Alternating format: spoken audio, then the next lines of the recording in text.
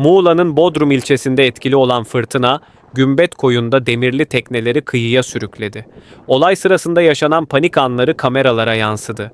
Şiddetli rüzgar nedeniyle motor yat ve yelkenliler karaya otururken bazı tekneler birbirine çarptı.